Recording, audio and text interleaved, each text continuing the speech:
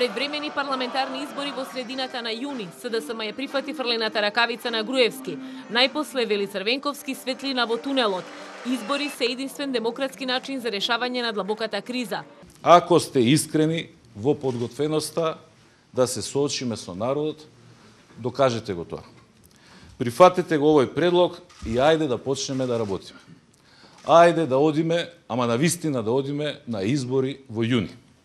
Сите 5 услови за враќање во собранието се легитимни и логични и сите до еден поврзани со демократскиот амбиент за фер избори, смета СДСМ.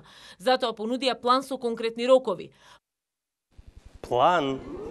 Рокови? Услови? Чекај малку век. Како тоа? Па нели бара избори?